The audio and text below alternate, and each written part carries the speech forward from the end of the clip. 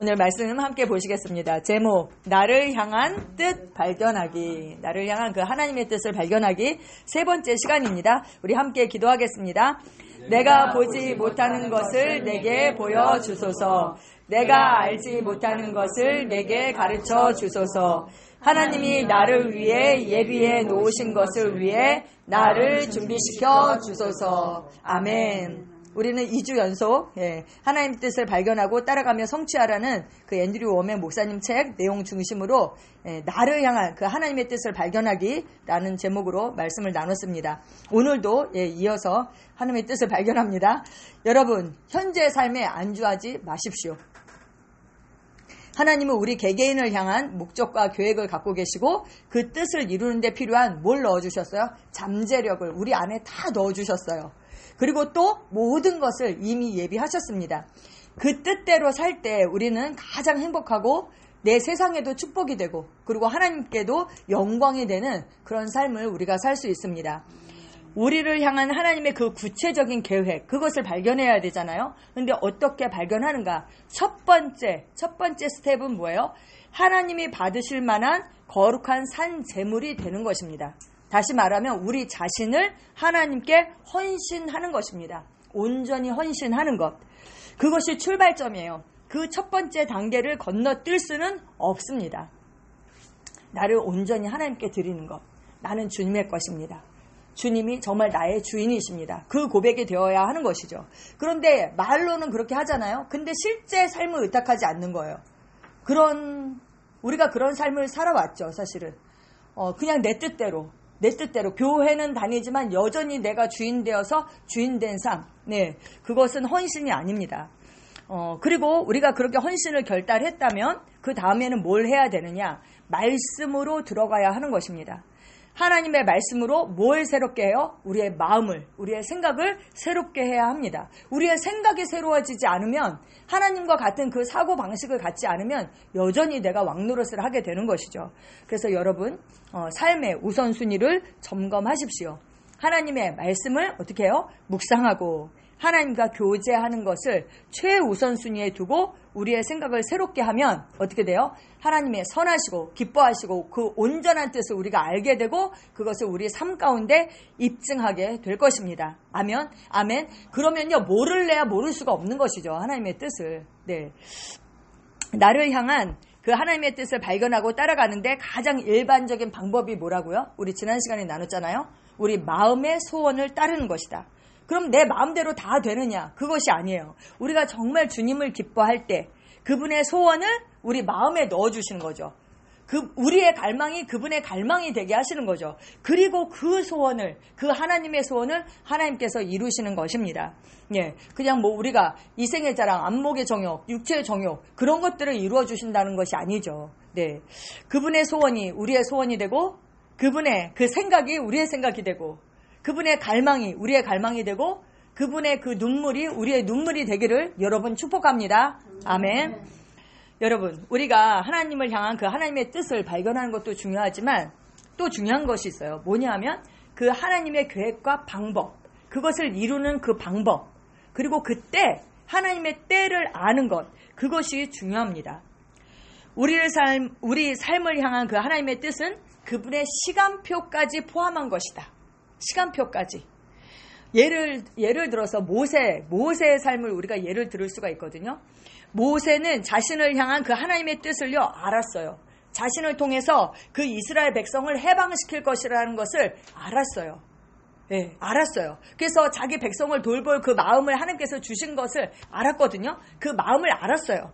근데 그것을 성취하기 위한 하나님의 때와 계획에 대해서는 어땠어요? 무지했어요. 그것을 알지 못했어요. 그래서 어떻게 이루려고 했어요? 자기 방법으로 하나님의 뜻을 이루려고 하다가 괜히 살인만 하고 사람을 쳐 죽이고 어떻게 했어요? 광야에서 40년이라는 생활을 그 값을 치러야 했습니다.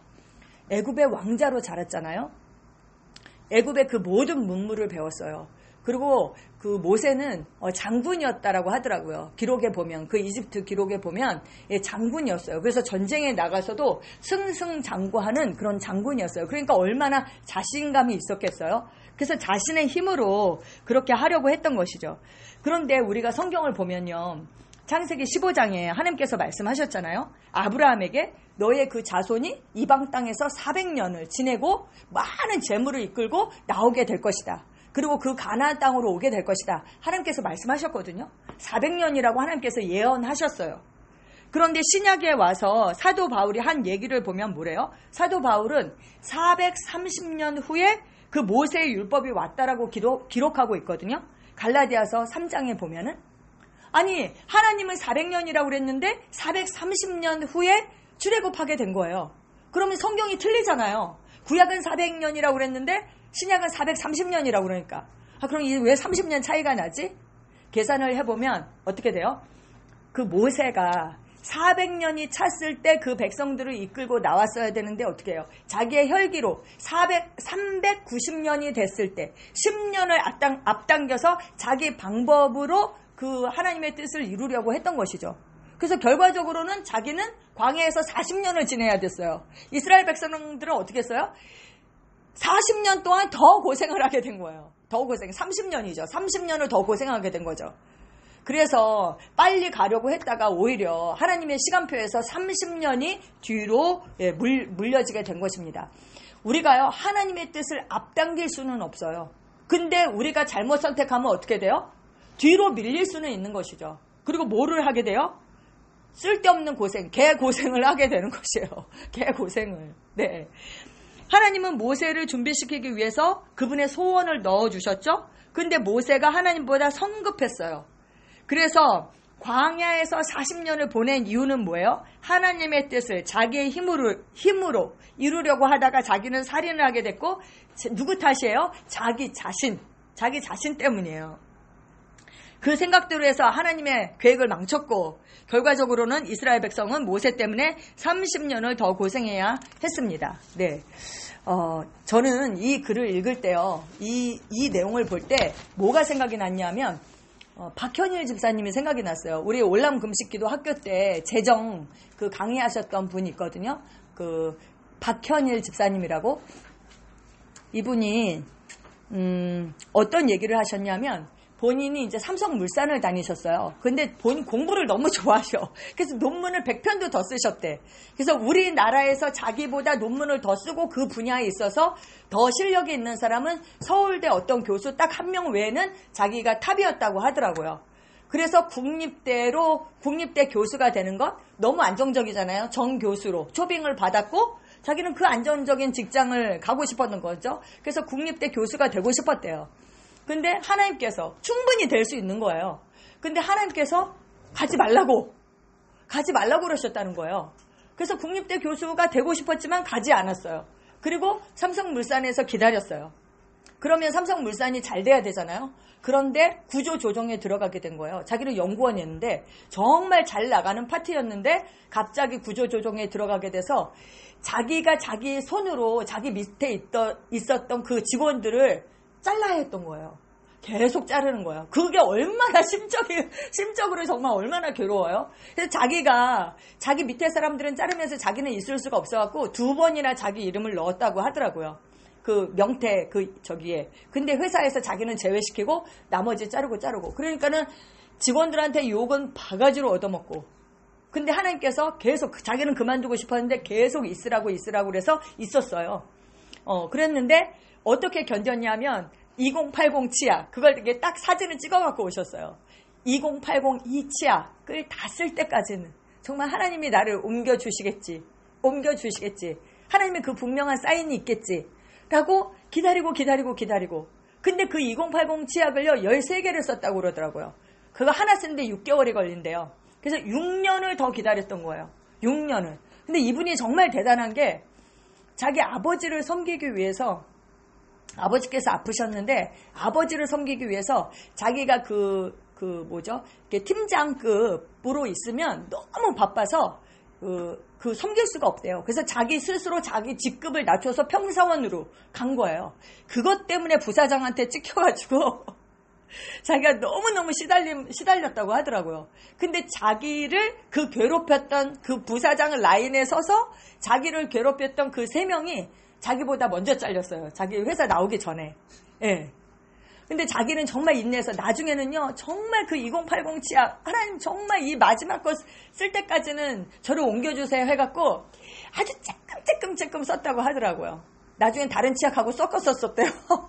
그래서 13개, 6년 뒤에 하나님께서 옮겨주신 거예요. 그만두라고 딱 해서 자기가 그만두고 회사를 차린 거예요. 자기 회사를. 정말 하나님의 때를 기다리는 그 인내. 그리고 정확한 그 하나님의 음성을 듣는 그거 정말 너무 부럽더라고요. 그래서 자기가 회사를 그만두고 회사를 차렸는데요. 그분이 회사를 차릴 때 재미를 했어요. 현장반. 예.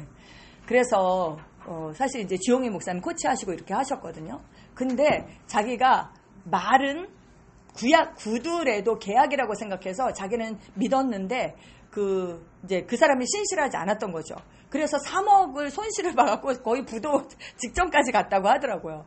그래서 은행에 가서 자기 정말 무릎 꿇고 밀었다고. 그랬더니 그 사람이 하나님의 호의를 받아서 대출을 해준 거예요. 그래서 회사가 살아나고 지금은 엄청 급성장하고 있어요. 뭐 1년 좀 넘었나? 1년도 안 됐는데 정말 급성장하고 있거든요. 1년 넘었군요. 예. 그리고 더 감사한 것은 그분이 9월 달에 개척을 하신대요. 당연히 신학하신 분이 아니죠. 그냥 그냥 일반 성도님이신데 개척을 하시는데 개척하기도 전에 이 올람 금식기도 학교에서 오셨던 권사님들의 아들 어떻게 이제 사회 진출을 해야 되나 이런 거 이제 고민을 하잖아요. 그런 분들 또 양육하고 있던 분들 막 보내주면서 매주 새로운 분이 와가지고 아직 개척도 안 했는데 우리 교회보다 사이즈가 더 크더라고요. 예, 그렇게. 근데 저는 그 분을 보면서, 근데 이제 그분이 올람 금식기도 학교에 와서 축복을 받았다. 그 사모님이 이제 그렇게 간증을 하시는 거예요. 그래서 저가 정말 너무 감사했어요. 그렇게 생각해 주셔서. 근데 저는 그분이 정말 그 인내함, 하나님의 때를 기다리는 그 뚝심, 그리고, 근데 문제는요, 그분이 어떻게, 정말 그 하나님의 때를 기다릴 수 있었을까 했는데 그분이, 얘기를 했어요. 뭐라고 얘기를 했냐면, 이것은 주님과의 관계를 통해서만 오는 것이다. 주님과의 관계를 통해서. 그러면서 그때 강의하실 때 제가 그분의 강의 내용이 다시 생각이 났거든요. 강의 내용이 뭐냐면 하나님께서 우리를 1대1로 정말 개별적인 그 관계 가운데서 인도를 하신다는 거예요. 개별적으로 인도를 하시는데 그 때를 기다리는 것은 하나님과의 관계가 굳건해야지만 요동하지 않고 견딜 수 있는 거잖아요. 근데 그 관계의 그 굳건함, 견고함이 어디에서 오느냐 이렇게 얘기하셨어요. 첫 번째, 매일 하나님과 함께 보내는 시간. 하나님과 함께 보내는 시간. 두 번째, 그 시간이 누적되는 거예요. 그래서 그것이 누적된 하나님과 함께 보내온 기간. 하루 이틀이 아니라는 거죠. 그분이 기다린 것만 6년이잖아요. 치약. 근데 치약 짜기 전부터 하나님과 교제하고 하나님과 함께 보내는 시간이 있었잖아요. 새벽에 일어나서 그렇게 바쁜데도 새벽에 일어나서 하나님과 교제하는 거죠. 말씀으로. 그 기간이 필요하다는 거예요. 은혜 받았다고 하나님께 바로 쓰임받는 게 아니에요. 여러분. 내가 어떤 계시가 왔다고 바로 장사하면 어떻게 돼요? 망해요. 망해요. 준비되는 시간이 필요해요. 그리고 이렇게 얘기하셨어요. 하나님을 향한 나의 지속적인 선택. 내가 하나님의 뜻을 선택하고 말씀을 선택하고 나의 그 선택 하나하나가 누적이 되어서 쌓일 때 하나님과의 그 관계가 견고해 된다. 그래야지 그 기간을 견딜 수 있는 거죠. 자기를 얼마나 괴롭혔는지 자기가 최고 고가를 받았던 거예요. 왜냐하면 그 논문상, 삼성에서 논문상이 있대요. 매년. 근데 삼성전자, 나머지를 삼성후자라고 부른대요. 삼성 계열사를. 응? 삼성전자에서 다 쓰는 거죠. 근데 자기는 삼성 그 물산이었는데도 그 논문상을 받을 정도로, 아니 논문을 100편을 넘게 썼으면 회사 다니면서 근데 이렇게 얘기해요.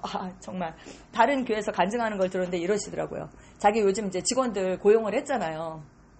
자기네 회사는 10시에 출근해서 7시에 퇴근을 하는데요. 그러니까 1시간 더 이렇게 트래픽 잼 이제 이렇게 겹치지 않게 한 거죠. 그런데 10시에 출근해서 7시에 퇴근하는데 좀 야근하면 힘들다고 그런대요. 그러니까 자기가 속으로 얘가 미쳤나? 이렇게 생각한다고 했더라고요. 자기는 40시간 근무잖아요, 원래. 80시간. 자기가 삼성물산 다닐 때 80시간 일하고 많을 때는 90시간 일했다고 하더라고요. 일주일에. 그냥 그 사람이 회사를 차렸는데 그냥 하나님의 호의를 받아서 저절로 장사가 잘 되는 것이 아니라는 거예요. 아니라는 거예요. 그 사람이 뭐예요? 준비된 사람이에요. 준비된 사람. 그분의 교회가 그렇게 우리 눈에는 급성장하고 있는 것처럼 보이는데 뭐예요? 준비된 사람인 거예요. 준비된 사람. 그분은요, 하나님의 때를 기다렸어요. 그 뚝심이 있었어요. 사무엘이요, 다윗에게 기름을 부었어요. 왕으로. 그 다음에 바로 쓰임 받았을까요? 아니에요. 왕으로 기름 부음을 받았는데도 그 광야에서 쫓겨다니면서 10년 넘게, 최소한 10년 넘게 훈련을 받았어야 돼요. 그럼 사도 바울이 정말 드라마틱하게 주님을 만났잖아요. 다메섹 도상에서. 그렇다고 바로 쓰임 받았을까요? 아니에요. 적어도 14년 사역을 준비했어요. 그리고 쓰임 받은 거예요.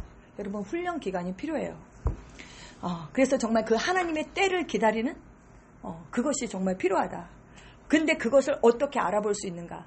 그것은 하나님의 관계 가운데서만 관계를 통해서 온다. 그러니까 여러분, 삶의 우선순위를 점검하셔야 돼요. 나를 써주세요. 나를 써주세요. 그게 아니라고 그랬잖아요, 지난주에. 나를 쓸만한 그릇으로 만들어주세요. 그렇게 기도하라고. 준비가 돼야지 쓰임을 받는 것이죠. 네, 그래서 우선순위에 하나님과 교제하는 것, 묵상하는 것, 기도하는 것, 그거 절대 정말 우리가 놓쳐서는 안 되는 거죠. 아무리 바빠도.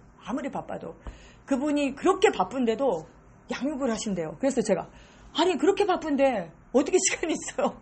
어떻게 하세요? 그랬더니 자기 최우선순위가 그거입니다. 이렇게 그것을 위해서 회사도 한다. 그리고 우선순위가 아주 정확한 거죠. 예, 그래서 참 도전이 되었고 정말 그런 분이 와서 이렇게 강의를 하시고 올람 금식기도 학교 추석 때 그 온 가족이 벌써 등록하셨어요. 광고도 하기 전에 정말 온 가족이 등록했어요. 또 와서 기도하고 그렇게 추석을 보내는 거죠. 정말 얼마나 감사한지요. 네, 모세가 위대한 것은 그런데 모세가 이제 자기의 그 혈기 때문에 망쳤잖아요. 하나님의 뜻이 시간표가 30년이 뒤로 밀렸잖아요. 근데 모세가 위대한 것은 그가 애굽 사람을 죽인 순간 하나님의 계획을 망친 것 같지만 거기서 포기하지 않았어요. 그는 회복했어요. 그리고 하나님의 뜻을 성취하기 위해서 어떻게 했어요? 전진했어요. 광야에서도 하나님을 구하는 것을 멈추지 않았어요. 그 증거가 불붙은 떨기나무를 보고 가서 확인하려고 했던 것이다. 앤드류 오멘 목사님은 이렇게 얘기하시더라고요. 저는 한 번도 그것을 그렇게 생각해 본 적이 없거든요. 우리 출애굽기 3장 1절에서 4절 말씀 함께 읽겠습니다. 시작. 모세가 그의 장인 미디안 제사장 이드로의 양떼를 치더니 그 떼를 광야 서쪽으로 인도하여 하나님의 산 호렙의 이름에 여호와의 사자가 떨기나무 가운데로부터 나오는 불꽃 안에서 그에게 나타나시니라. 그가 보니 떨군 나무 아래에 불이 붙었으나 그 떨기 나무가 사라지지 아니하는지라. 이에 모세가 이르되 내가 돌이켜 가서 이 큰 광경을 보리라. 떨기 나무가 어찌하여 타지 아니하는고 하니 그때에 여호와께서 그가 보려고 돌이켜 오는 것을 보신지라. 하나님이 떨기 나무 가운데서 그를 불러 이르시되 모세야 모세야 하시니 그가 이르되 내가 여기 있나이다. 아멘. 그때에 그 광경을 보려고 모세가 돌이켰어요.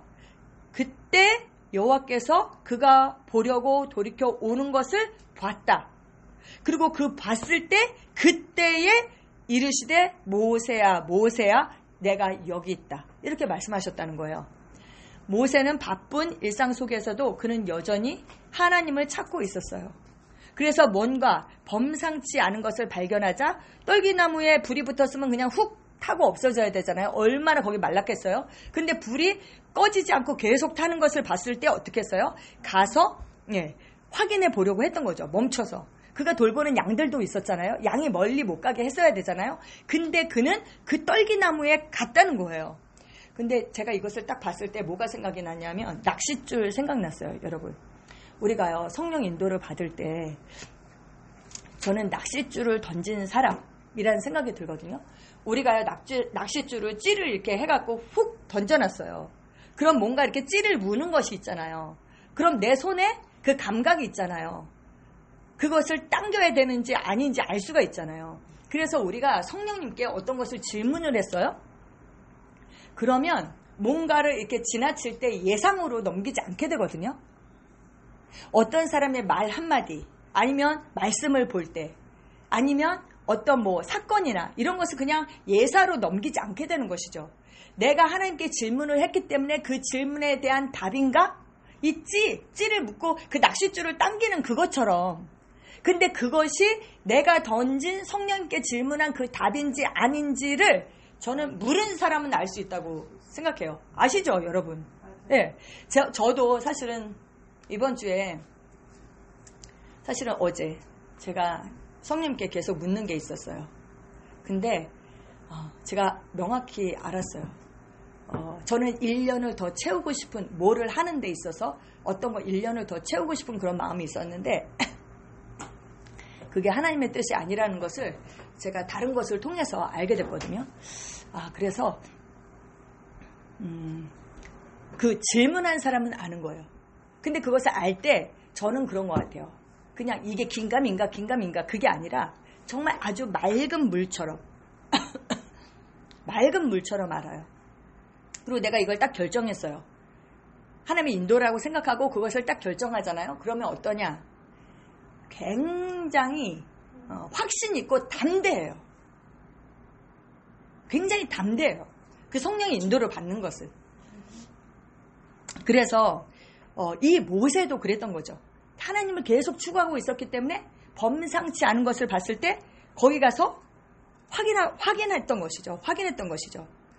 모세가 떨기나무가 어찌하여 타지 아니하는고 하고 돌이켜 갈 때, 그런데 하나님께서 그에게 말씀하셨어요. 만약 그가 그냥 지나쳐 갔다면 하나님은 그에게 말씀하시지 않았겠죠. 그래서 하나님은요, 그분의 임재를요 항상 드러내세요. 근데 우리가 거기에 안테나를 맞추고 있는가? 그것이 관건인 거예요. 안테나를 맞추고 있는 사람은 아는 거죠. 하나님은요, 임재를 나타내시지만 아무에게도 강요하지 않으세요. 모세가 잘한 것은 뭐냐? 자기가 실수했어도 포기하지 않고 계속 하나님을 찾았다는 거예요. 그는 하나님께서 자신을 사용할 거라는 것을 알고 있었어요. 믿고 있었어요. 그리고 히브리서 11장 24절에서 27절에 이 모세에 대해서 얘기하고 있거든요. 우리 함께 읽어보도록 하겠습니다. 시작. 믿음으로 모세는 장성하여 바로의 공주의 아들이라 칭함받기를 거절하고 도리어 하나님의 백성과 함께 고난받기를 잠시 죄악의 낙을 누리는 것보다 좋아하고 그리스도를 위하여 받는 수모를 애굽의 모든 보화보다 더 큰 재물로 여겼으니 이는 상 주심을 바라봄이라. 믿음으로 애굽을 떠나 왕의 노함을 무서워하지 아니하고 곧 보이지 아니하는 자를 보는 것 같이 하여 참았으며. 네, 이렇게 얘기하고 있어요. 그가 하나님을 찾았다. 보이지 않는 자를 보는 것 같이 하여 참았다. 이렇게 성경은 말씀하고 있습니다. 하나님에 대하여 민감하지 못하게 하는 것, 그거 뭐라고 그랬죠? 지난주에 우리의 굳어진 마음이다.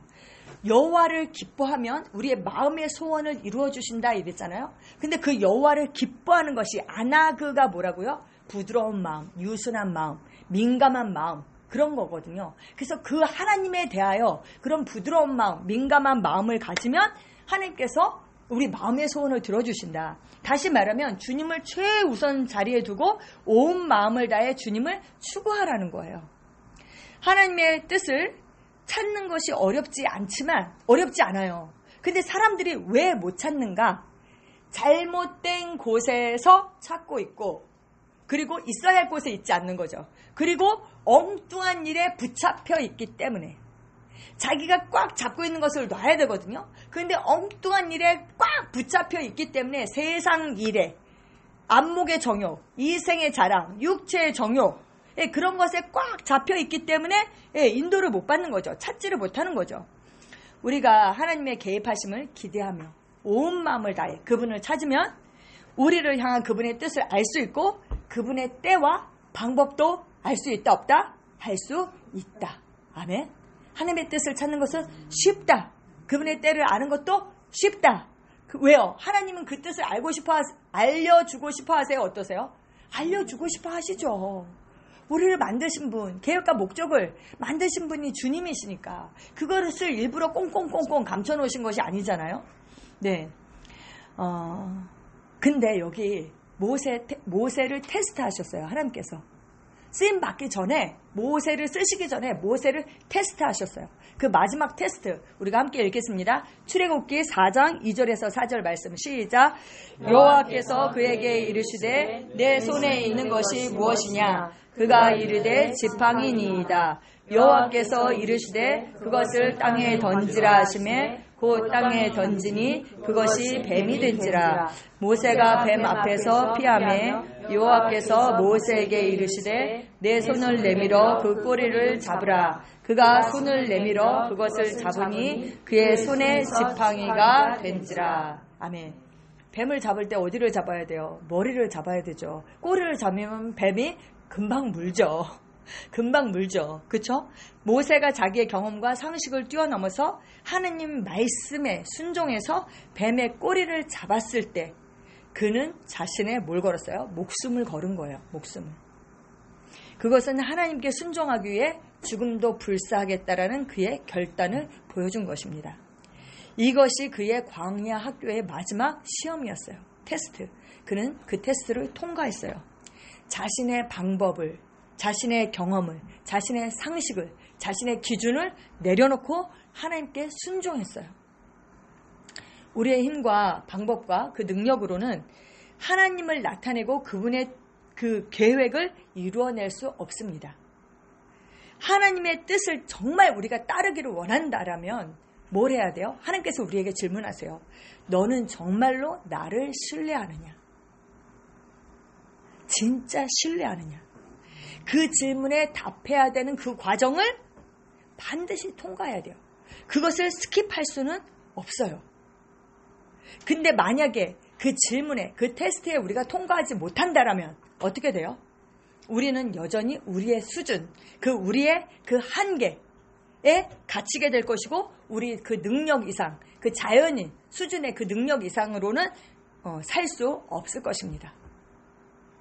하지만 우리 자신을 하나님께 드리고 정말 하나님이 기뻐하시는 거룩한 산 제물로 하나님께 드린 사람은 어떻게 돼요? 자신의 능력이 아닌 하나님의 능력, 하나님의 능력으로 살게 되는 것이죠. 모세가 그랬어요. 모세는 통과했잖아요. 뱀의 꼬리를 잡았어요. 하나님을 신뢰한 거죠. 순종했어요. 순종. 이분이 박현일 집사님이 선택을 강조하셨잖아요. 하나님의 뜻에 선택하고 그것이 누적되는 것이다. 그 말씀에 순종하고. 네. 모세가 그의 아내와 아들들을 나귀에 태우고 애굽으로 돌아가는데 모세가 하나님의 지팡이를 손에 잡았더라. 아멘. 그가 잡은 것은 더 이상 그의 낡은 지팡이, 모세의 지팡이가 아니었어요. 누구의 지팡이에요? 하나님의 지팡이. 똑같은 지팡이에요. 똑같은 지팡이. 근데 성경은 하나님의 지팡이를 잡았다. 이렇게 말씀하고 있습니다. 여러분, 우리가 하나님을 위해서 나의 것을 포기하는 거. 내가 보기에 것이에요. 근데 그것을 포기해야지 뭐로 살 수 있어요? 하나님의 베스트로 살 수가 있는 거예요. 근데 우리가 현재 있는 그곳이 바로 부르심의 자리입니다. 거기에서 출발하는 거예요. 거기에서. 모세도 그랬잖아요. 네 손에 가진 것이 무엇이냐? 하나님께서 물었잖아요. 지팡이니이다. 그렇게 말했잖아요. 그 자리에서 출발하는 거예요. 근데 문제는 뭐냐면 그곳에서 전에 했던 일과 똑같은 일도 하나님의 기름 부음과 지도와 하심 아래 한다면 완전히 다른 결과를 얻을 수 있는 거죠. 똑같은 지팡이지만 하나님의 지팡이가 되어서 하나님의 능력으로 살게 되는 것처럼 우리가 똑같이 청소를 해도 똑같이 환자를 돌봐도, 똑같이 사역을 해도, 그쵸? 똑같이 권면하고 격려해도 하나님의 능력으로 사느냐 아니냐는 천지차이인 것이죠. 이제 우리의 인생은 누구의 것이에요? 우리의 것이 아니에요. 그리스도의 것이에요. 그리스도께서 우리를 통해서 사시는 것입니다. 아멘. 그러면 이제 우리가 어떻게 해야 되냐면 우리의 상황을 개선하기 위해서 그분이 주신 그 권세와 능력을 사용해야 돼요. 여러분, 지팡이잖아요. 그 홍해를 가를 때, 그리고 또 애굽을 출애굽할 때 그 지팡이로 모세가 그 10가지 그 정말 그 기적을 일으켰잖아요. 지팡이를 사용했잖아요.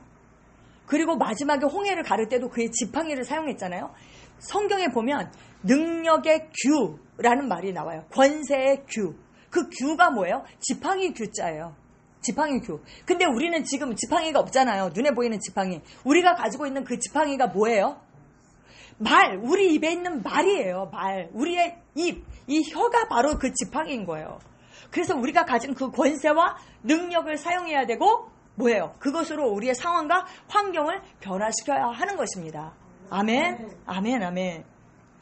우리가 우리 삶의 통제권을 주님께 드리고 주님을 추구하면 우리 마음의 소원을 변화시켜 주시고 그것을 이루어 주시는데, 그런데 문제는 이것이 내 소원이지 아니면 하나님의 소원인지, 이것이 내 생각인지 아닌지, 이거를 우리가 어떻게 구별할까요? 그렇잖아요. 아, 마음의 소원을 통해서 이루어 주시는구나, 우리가 알았어요.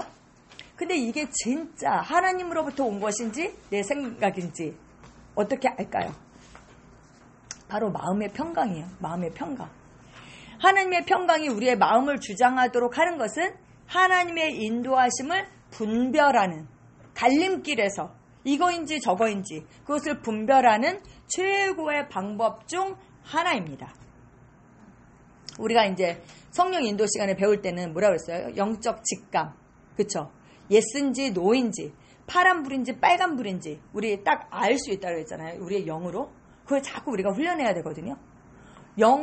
예스면 아주 맑은 물처럼 정말 깨끗해요. 그리고 평강이 있어요. 골로새서 3장 15절 말씀 시작. 그리스도의 평강이 너희 마음을 주장하게 하라. 너희는 평강을 위하여 한 몸으로 부르심을 받았나니 너희는 또 감사하는 자가 되라. 아멘. 여기에도 우리의 부르심이 나와요. 뭐예요? 평강. 평강이 너희 마음을 주장하게 하라. 평강을 위해서 부르심을 받았다. 이렇게 말씀하고 있어요.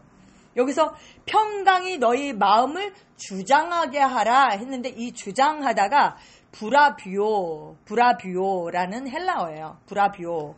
이거는 무슨 뜻이냐면 판단하다, 다스리다, 상을 수여하다 라는 그런 뜻이 있어요. 다시 말하면 평강이 심판자 노릇을 하게 하라 라는 뜻이에요. 평강이 심판자로서 감독하고 판단하고 결정하게 하라는 거예요. 평강이. 어떤 것을 기회로 삼을지 아니면 그냥 지나가게 할지 그리스도의 평강이 결정하게 하라는 거죠. 심판하게 하라는 거죠. 여러분, 평강은 영의 열매입니다. 아멘. 그래서 거듭난 그리스도인 영 안에는 누구나 다 항상 평강을 가지고 있어요. 아멘. 근데 그 평강을 우리가 늘 느껴요? 우리가 평강이 우리 안에 있어요. 예수 그리스도를 정말 고의적으로 거부하지 않는 한 그 평강이 우리 안에 있거든요. 근데 우리가 평강을 때로는 못 느껴요. 왜 그럴까요? 우리가 항상 영을 따라 살지 않기 때문입니다. 영을 따라서 살지 않는 것이죠. 영의 생각은 뭐예요? 생명과 평안이에요. 영의 생각은 생명과 평안이에요. 근데 육의 생각은 뭐예요? 사망이에요. 그러니까 우리가 육의 생각을 따라서 하는 것이죠. 육의 생각을. 감정이나 어떤 생각에 사로잡힐 때에도 우리 안에 평강이 있어요. 도망가지는 않았어요. 그런데 뭐예요? 우리가 해야 할 것은 뭐예요? 우리가 해야 할 일은 외부로부터 우리를 지배하려고 들어오는 것을 어떻게 해야 돼요? 차단해야 돼요. 차단. 말씀이 스크린이 되어서 차단하고 우리 영 안에 있는 평강을 따르는 것을, 평강이 주장하고 평강이 심판자 노릇을 하게 하는 것을 우리가 훈련해야 하는 것입니다. 그래서 일단 기도한 뒤에 평강이 더 큰 쪽을 선택하는 것을 훈련하라. 이렇게 말씀하고 있습니다. 결정의 순간마다 하나님께서 그 나아가야 할 방향을 우리에게 알려주실 것입니다. 평강의 왕이신 그 주님이 어디에 계세요? 우리 안에 계세요. 그러니까 우리는 어떻게 돼요? 그 평강이 우리를 지배하게 해야 되고 그 평강의 통치를 받아야 하는 것입니다.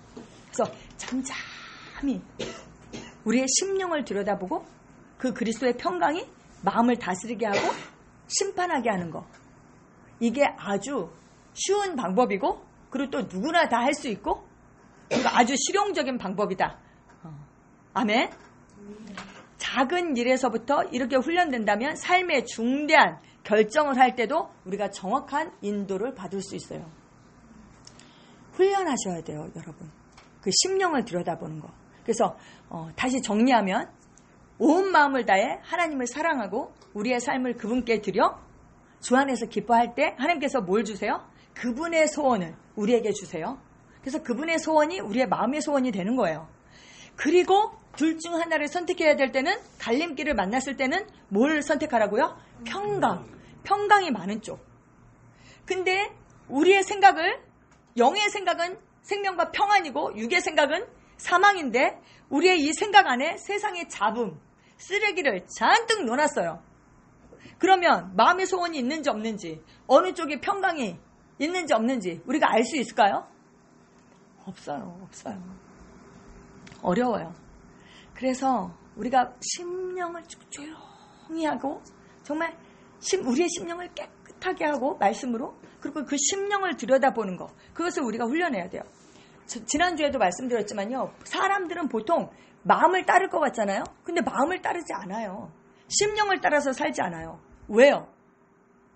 사람들의 의견과 기대, 사람들의 평가를 두려워해요. 그리고 뭘 봐요? 마음을 들여다보는 게 아니라 상황과 환경을 봐요. 그리고 돈이 결정하게 하는 거예요. 돈이 있으면 하고 돈이 없으면 안 하고. 그러니까 그 주님의 자리에 다른 것이 올라가 있는 거죠. 다른 것이. 마음을 들여다보고 심령을 따르는 것을 우리가 훈련해야 됩니다. 작은 일에도. 왜요? 영의 인도가 우리 안으로부터 오니까. 밖에서부터 오는 게 아니잖아요. 마음의 소리를 듣기 위해서는 어떻게 해야 돼요? 시끄러우면 들을 수 있어요? 없어요? 잠잠해지는 시간이 필요해요. 잠잠한 시간. 하나님의 임재 안에 충분한 시간을 보내야 돼요. 우리가 잠잠해질 때 비로소 우리 마음속에 있는 것들이 올라와요. 붕 이렇게 뜨듯이 올라와요. 잠잠해질 때. 그리고 하나님께서 우리에게 말씀하시는 것을 우리가 들을 수 있습니다. 아멘. 이번 한 주 숙제를 드릴게요. 조용히 하나님의 임재 가운데 있는 그 시간을 꼭 확보하시고 각자의 삶을 돌아보시고 지금 내가 경험하고 있는 것, 사는 것, 이것이 삶의 전부인지 스스로에게 한번 질문해 보세요. 그리고 여러분의 마음의 소원이 무엇인지, 무엇을 할 때 평강이 있는지 한번 들여다보시고 점검하세요. 그리고 5년 후, 10년 후, 20년 후에 어떤 모습으로 있기를 원하시는지, 정말 내가 무엇을 갈망하고 있는지 그것을 보세요. 그리고 내 생각과 관심이 어디에 집중되어 있는지를 한번 점검해 보세요. 이것도 박현일 집사님께서 하신 말씀이에요. 내 생각이 집중되어 있는 것, 그것이 나의 섬김을 받고 있는 것이다. 다시 말하면 그게 나의 주라는 거예요. 내가 어디에 생각이 집중되어 있는지. 하루 종일 손주 생각만 해. 그러면 손주가 나의 섬김을 받고 있는 거예요. 손주가 나의 주예요. 내가 하루 종일 돈 생각만 해. 주식만 맨날 들여다보고 돈 생각만 해. 그러면 그것이 나의 섬김을 받고 있는 거예요. 그 기쁨을 예를 들어서 손주를 사랑하지 말라는 말씀이 아닙니다. 당연히 사랑해야죠. 당연히. 손주를 제자 삼는 거 정말 이거보다 더 큰 사명이 없을 수도 있어요. 그런데 정말 내가 하루 종일 어디에 집중하고 있나. 나의 우선순위. 그것을 들여다보시라는 거예요. 그것을. 내가 집중하는 것이 나의 섬김을 받고 있는 것이고 그것이 나의 주다. 예.